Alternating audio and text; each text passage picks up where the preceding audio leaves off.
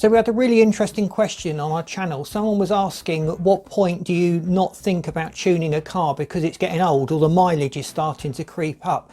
So I thought we'd just dissect that question, because there's not a set answer. I can't just say 100,000 miles or less you're fine for tuning, and 100,000 miles and over you're just going to have a whole host of problems. So instead we're going to talk about the usual issues and pitfalls that you get when the car is getting older and the mileage is getting up. And they're things that we need to take into account when we start thinking about tuning the engine and getting more power out of it.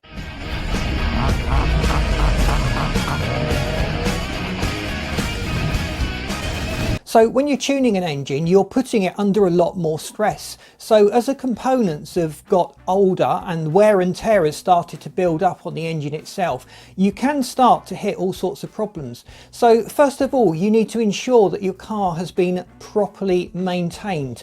Those oil changes and servicing is really vital for keeping the engine in tip-top condition. So if the engine is substantially down on power, then bearing in mind that when you tune the engine you're adding a percentage of power, you're certainly not going to get very much of a result. And often when you've tuned an engine, it will expose weak spots in your engine or the components that support the engine. So common things are hoses that may have just been holding the air charge from the turbo on a stock setup, but when the turbo's been changed or you've remapped it and you're putting a lot more air pressure in, the seals or the hoses themselves have degraded and they've started to experience boost leaks. So things like that are fairly easily addressed. So you would just make sure there are no leaks in the system and replace the hoses and the connectors and the pipework with better quality newer ones, and you'll completely avoid that problem. But before you even really get into starting to replace components on the engine, you should check the overall condition of the engine itself. So firstly, is it substantially down on power? If it is, find out why, fix that.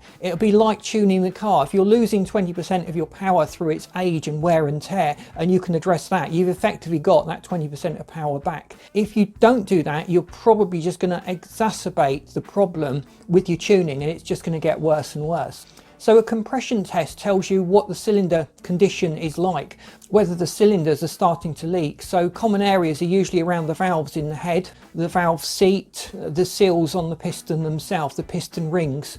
And if these are starting to leak and starting to go, or the engine is substantially out of balance, your money's really best advised to go into fixing that problem, which usually means a strip down of the engine. I always think to myself, when I've got a car and the mileage is getting on, if parts start to fail, I'm going to replace it with better performing alternatives. So if the engine is in very poor condition, then recondition it, get better quality pistons, better quality rods, and effectively give yourself a new engine to work from.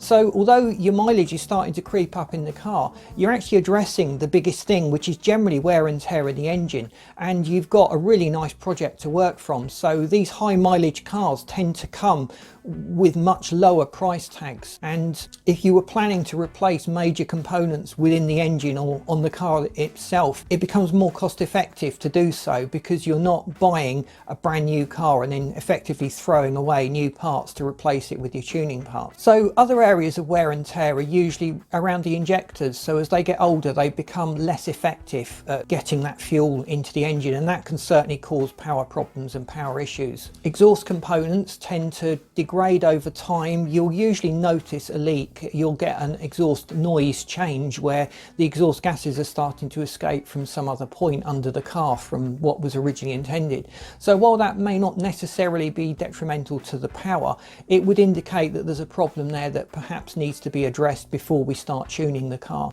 So assuming you've just got a fairly high mileage family car that's been relatively well looked after, the one mod that I would always recommend people do, especially if it's a turbocharged engine, is a remap. And there's various degrees of remap, so I wouldn't go with an aggressive remap on an older, higher mileage engine, because you're just, with a remap, reducing the tolerance the engine has for faults, and as it's getting on a bit, there are probably a few faults starting to creep in there. So a modest remap will give you a decent bump in power, and you shouldn't experience any ill effects whatsoever.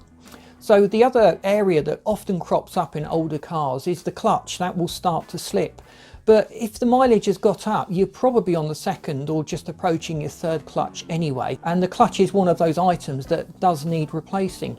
But if you have a dodgy clutch, it's certainly worth thinking about a performance alternative that can handle the power more effectively. So once again, it's that excuse: if the part is starting to fail or needs replacing, go out and invest in a performance alternative. So really hope this video has been useful to you. It's inspired you to maybe think about tuning your car despite its age or its mileage. If you've got any questions about tuning cars, fire them up in the comments and I will do my best to answer them, or get you an answer, or provide a video that answers that topic for you. Please boot that like button, it really helps us to get out there. And if you haven't subscribed, please do so, because we would love you to stay tuned. Thanks for watching, see you in the next video.